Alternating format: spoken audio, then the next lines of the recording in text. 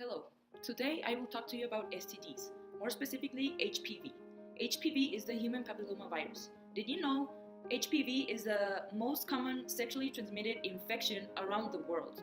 There are actually more than 100 types of HPV. They are divided into two categories, which are the high risk and the low risk.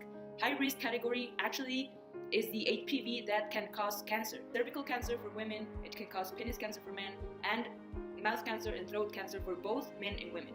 Actually, that thing you've heard that men are only carriers and only women get affected is a myth. Men can also get affected by HPV. I'll tell you a little bit about the virus. The virus is actually not curable. It's not that you can just go to the doctor and ask for some antibiotics and you will be done.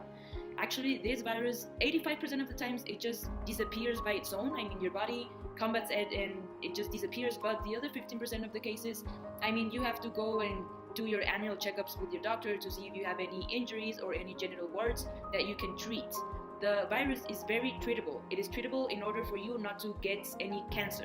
If you have any injuries that may result in cancer, your doctor will tell you, and then you can just do something to take them away. But you can actually get rid of these precancerous cells by a very short process, which is by laser burning the cells that may result in cancer.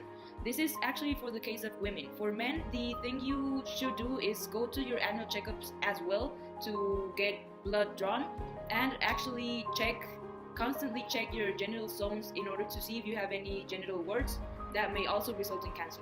The only way you can actually prevent HPV is by getting vaccinated, but it is recommended the vaccination is done when you haven't started your sexual life. So doctors recommend kids to get the vaccination at around 10 years old, boys and girls. If you don't have the vaccination, it is not recommended for you to get it after you have started your sexual life. Also, well, the use of condom may prevent, not 100% prevent the virus, but can do some part of the work. And also will just be extremely cautious, but most importantly, just go to the doctor, read about it, get educated, and don't see it as a taboo. Just read about it and talk about it with your friends and ask your doctor about some tips, some advice. What can you do to prevent it or to take care of it or to detect it on time? So this is all I have to offer to you guys today, and don't forget, 8 out of 10 people, men and women, will have the virus sometime along their life. I mean, I hope you don't get it, but if you do, just go to the doctor.